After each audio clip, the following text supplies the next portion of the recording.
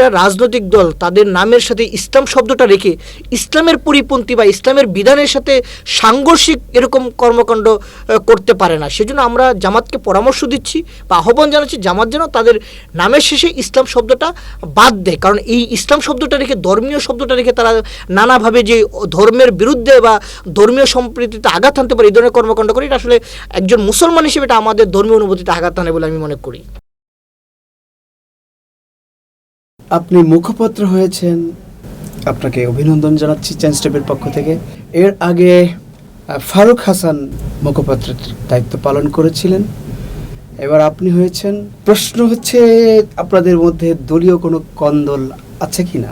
নুরুল হক নূরের আপনাদের দলের অবস্থান কি, এবং পাশাপাশি জানতে চাইব রাশেদ খানের অবস্থান, ওনাকে নিয়ে ভবিষ্যতে কি আপনাদের কোনো পরিকল্পনা আছে কিনা? প্রথমে আপনাকে ধন্যবাদ জানাচ্ছি গণ অধিকার পরিষদের পক্ষ থেকে, আমার ব্যক্তিগত পক্ষ থেকে। আপনি যে বিষয়টি সামনে নিয়ে আসছেন যে আসলে আগে একজন মুখপাত্র ছিলেন জনাব ফারুক হাসান, এখন আমি দায়িত্ব পেয়েছি বা আমাকে দায়িত্ব দেওয়া হয়েছে, সেই জায়গা থেকে আমাদের ভিতরে কোনো ধরনের সমস্যা বা কোনো ধরনের মতবিরোধ বা কোনো ধরনের মতপার্থক্য রয়েছে কিনা।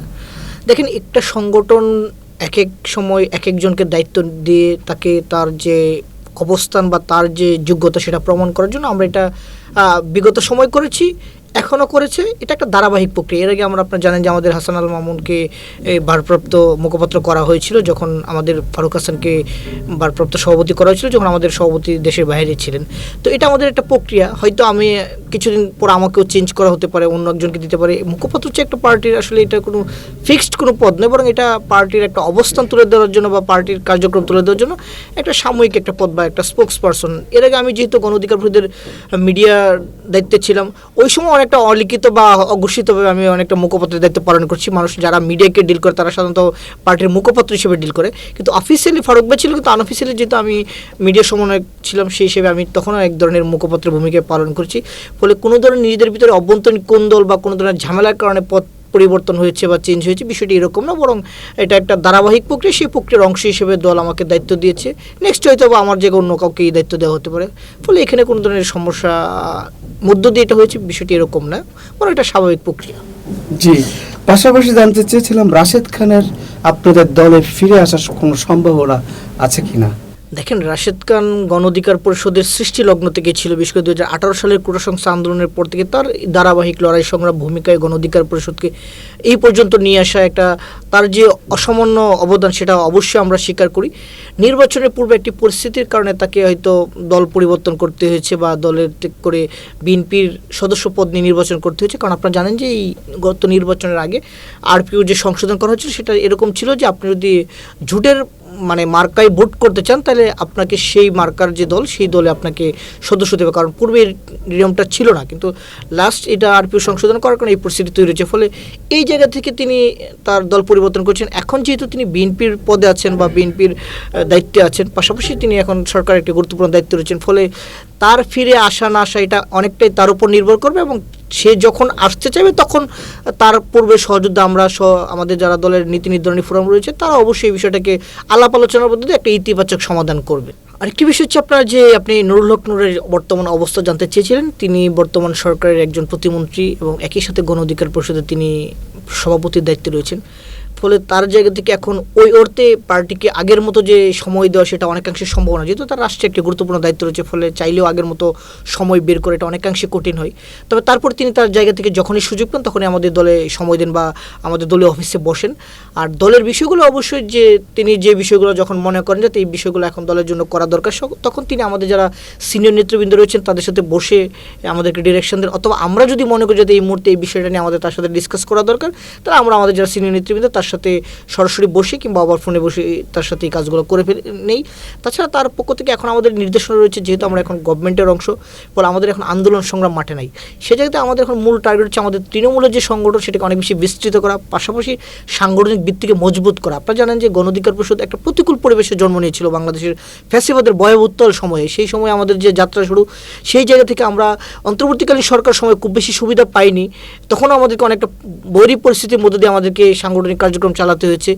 এখনও আমরা যেহেতু একটা সরকারের অংশ আছি, সেই হিসেবে আমরা আমাদের জায়গা থেকে টার্গেট হচ্ছে আমরা এই সরকারের অংশে থাকা অবস্থায় আমরা যেন আমাদের সাংগঠনিক ভিত্তি মজবুত করতে পারি এবং আমাদের এই সংগঠনের যে বিস্তৃতি রয়েছে সেটা প্রান্তিক পর্যায়ে পর্যন্ত এখন অলরেডি আছে সেটাকে আরও বেশি কীভাবে ফ্লোরিশ করা যায় সেই বিষয়টি নিয়ে কাজ করা, এবং এটার লক্ষ্যে ইতিমধ্যে আমাদের সাংগঠনিক যে টিমগুলো সেটা পুনর্গঠন করা হয়েছে। পাশাপাশি আমাদের খুব শীঘ্রই আমরা আমাদের দলীয় যে কেন্দ্রীয় কমিটি সেটি পুনর্গঠন করবো, এবং পুনর্গঠনের পরে আগামী এই ডিসেম্বর অথবা জানুয়ারিতে আমাদের কাউন্সিলের মধ্যে দিয়ে আমাদের নতুন একটি কমিটি করার একটা পরিকল্পনা রয়েছে, যাতে করে সংগঠন সারা দেশে আরও বেশি বিস্তৃত এবং আরও বেশি উদ্বুদ্ধ হয়।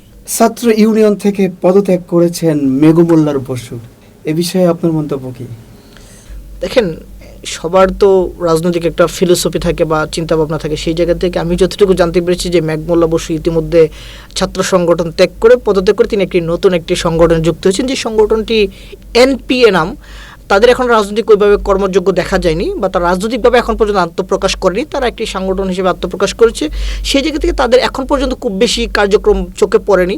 তিনি সেই সংগঠনে যুক্ত হয়েছেন বলে তিনি নিজেই গণমাধ্যমকে নিশ্চিত করেছেন। ফলে এটা স্বাভাবিক, একটা মানুষ অনেকদিন ছাত্র সংগঠন করেছে, ফলে এই জায়গা থেকে একটা অন্য একটা সংগঠনে মুভ করতে পারে। রাজনীতিতে আসলে দল চেঞ্জ করা বা সংগঠন চেঞ্জ করা এটা মানে একটা স্বাভাবিক ঘটনা। গাজী নজরুল ইসলাম কাণ্ডে এবং ওনাকে জামাত ইসলাম থেকে বহিষ্কার প্রসঙ্গে আপনার মূল্যায়ন কি? দেখেন, বাংলাদেশের রাজনীতিতে জামাত ইসলাম নিজেদেরকে ধর্মভিত্তিক রাজনৈতিক দল দাবি করে, কিন্তু আমরা বিগত সময় তাদের যে অ্যাক্টিভিটিস দেখেছি সেটা অনেকাংশে ধর্মের সাথে সাংঘর্ষিক। ইভেন আপনি যদি দেখেন যে জামাত ইসলাম কিংবা তাদের যে ছাত্র সংগঠন, ছাত্র শিবিরের বিরুদ্ধে যদি আপনি কোনো সত্য বলেন, তারপরে আপনাকে তারা সোশ্যাল মিডিয়ায় কী পরিমাণ হ্যারাসমেন্ট করে এটা আপনারা হয়তো বিগত সময় দেখেছেন বা বর্তমান সময় সেটা দেখা যায়। অর্থাৎ তারা ভিন্ন মতকে, তাদের বিরুদ্ধে যায় এমন কোনো সত্যকে তারা সহ্য করতে পারে না। সেই জায়গা থেকে তাদের যে একজন নেতা সম্প্রতি যে ঘটনাটি ঘটেছে, শুধু এটা না, তার আগে বরিশালেও আমরা দেখেছিলাম তাদের জামাতের একজন নেতা পরকীয়া করতে গিয়ে তিনি হাতে নাতে ধরা পড়েছিলেন পার্কের মধ্যে। তো জামাতের যে ইসলামের যে আদর্শটাকে তারা বলে ধারণ করে, কিন্তু এইগুলো তো ইসলামের আদর্শের পরিপন্থী। শুধু গাজী নজরুল ইসলাম নয়, আমার অবাক করার বিষয়, গাজী নজরুল ইসলামের ঘটনাটি যখন সোশ্যাল মিডিয়া প্রথমে ভাইরাল হয়, জামাতের পক্ষ থেকে অফিসিয়ালি এটাকে ডিনাই না করলেও তাদের যারা অ্যাক্টিভিস্ট রয়েছে বা তাদের যারা সমর্থক গোষ্ঠী রয়েছে, তারা নানাভাবে আপনি দেখেন সেটাকে প্রথমে শুরু করে বলেছে যে এটা এআই এডিটেড ভিডিও। পরবর্তীতে যখন দেখেছে যে বিভিন্ন যারা রিউমার্স কেনা, যারা এটাকে সত্যতা যাচাই করে বলছে যে আসলে এটা কোনো ধরনের এআই ভিডিও না, বরং এটা একটা রিয়েল ভিডিও, তখন আমরা দেখি যে তখন একটা নতুন একটা বিষয় দাঁড় করো, যেটা তার সেকেন্ড ওয়াইফ। এটা আসলে অনেকটা মানে বিস্ময়কর ঘটনা, যে আপনার ওই মেয়ের বয়স খুব সর্বসকলে সব মিলে হয়তো 15 থেকে 17 হতে পারে, কিন্তু তার যে এমপির যে গাজী নজরুল ইসলামের বয়স 75। মানে এটা কিভাবে সম্ভব হয়? এখন এই জিনিসটা পরবর্তীতে জামাতের একটা বাধ্যই, মানে সোশ্যাল মিডিয়ায় যখন এটা নিয়ে বেশি সমালোচনা, তখন একটা জামাত বাধ্যই তার বিরুদ্ধে ব্যবস্থা নিয়েছে। এটা যে খুব বেশি ইচ্ছে করে নিচ্ছে বিষয়টা, আন্তরিকতার জায়গা থেকে নিচে বিষয়টা এরকম মনে হয়। যদি এই জায়গাটা এরকম থাকতো তাহলে তারা শুরুর দিকে যখন ঘটনাটা সামনে এসে তখন কিন্তু তারা ব্যবস্থা নিত। তখন শুরুর দিকে তারা এটাকে ডিফেন্স করার চেষ্টা করেছে। তাদের যে যারা লোক রয়েছে তারা দেখবেন সোশ্যাল মিডিয়া এটাকে ধর্মীয়ভাবে নানা ধরনের ফতোয়া দিয়ে এটাকে হালাল করার চেষ্টা করে। অর্থাৎ জামাত শিবির যেটাকে করে সেটা নানা ধরনের ধর্মীয় অপব্যাখ্যা দিয়ে তারা এটাকে হালাল করার চেষ্টা করে। এই জন্য আমি বিগত সময় বলেছি, শুধু আমি না, আমার অনেকেই দাবি করছি জামাত ইসলাম বাংলাদেশ একটি গণতান্ত্রিক দেশ, সেখানে যে কোনো ব্যক্তি বা যে কোনো রাজনৈতিক দল রাজনীতি করতে পারে, কিন্তু একটা রাজনৈতিক দল তাদের নামের সাথে ইসলাম শব্দটা রেখে ইসলামের পরিপন্থী বা ইসলামের বিধানের সাথে সাংঘর্ষিক এরকম কর্মকাণ্ড করতে পারে না। সেজন্য আমরা জামাতকে পরামর্শ দিচ্ছি বা আহ্বান জানাচ্ছি, জামাত যেন তাদের নামের শেষে ইসলাম শব্দটা বাদ দেয়। কারণ এই ইসলাম শব্দটা রেখে, ধর্মীয় শব্দটা রেখে তারা নানাভাবে যে ধর্মের বিরুদ্ধে বা ধর্মীয় সম্প্রীতিতে আঘাত আনতে পারে, এই ধরনের কর্মকাণ্ড করে, এটা আসলে একজন মুসলমান হিসেবে এটা আমাদের ধর্মীয় অনুভূতিতে আঘাত আনে বলে আমি মনে করি।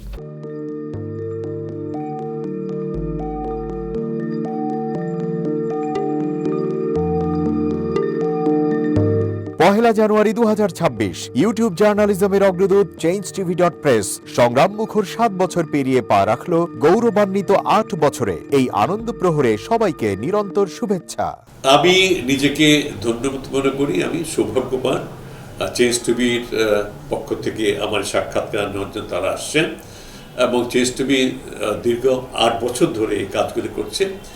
আমি তারা অনেক ভালো কাজ করেছেন, দেশের মানুষের সুখ দুঃখের কথা প্রত্যক্ষ তুলে ধরছেন। আমার আশা থাকবে চেঞ্জ টিভি সামনের দিকে উত্তরোত্তর আরও সমৃদ্ধ হবে। একটাই শুধু আমাদেরকে উপদেশ দিতে চায় তাদের কাছে, সেটা হচ্ছে সত্য কথাটা মানুষের সামনে তুলে ধরা, মানুষের ভিতরে কি চায় তাদেরটা তুলে ধরা, মানুষের প্রত্যাশা তুলে ধরা, এবং মানুষের মধ্যে এই যে দেশাত্মবোধটা এবং সত্যবাদীটা, এটা জাগরণ করে চেঞ্জ টিভির সামনের দিকে এগিয়ে যাবে। এবং যারা দেশের কথা চিন্তা করে এবং দলমত নির্বিশেষে যে লোকগুলো আছে তারা দেশের কথা চিন্তা করে, দেশের উন্নয়নের কথা চিন্তা করে, কোনো পক্ষপাতিত্ব করে না, তাদের বক্তব্য দেশের মানুষের তুলে ধরা, এই কাজগুলি সামনে এগিয়ে নিয়ে যাবে, এটা আমার প্রত্যাশা। অনেক ধন্যবাদ আপনাদেরকে, দেশবাসীকে, দেশবাসী পক্ষে সবাইকে আমি ধন্যবাদ জানাচ্ছি। changetv.press, এক ফোঁটা হলুদ নেই। আমরা শুধু আপনাদের কাছে একটাই আবেদন করব, মিথ্যার পিছনে দৌড়বেন না, সত্যকে ধারণ করেন, সত্যকে জনগণের কাছে তুলে ধরেন। সেটা যতই কঠিন হোক না কেন পিছপা হবেন না, ভয়ের কোনো কারণ নাই। আল্লাহর সাথে থাকেন, আল্লাহ আপনাকে সাহায্য করবে।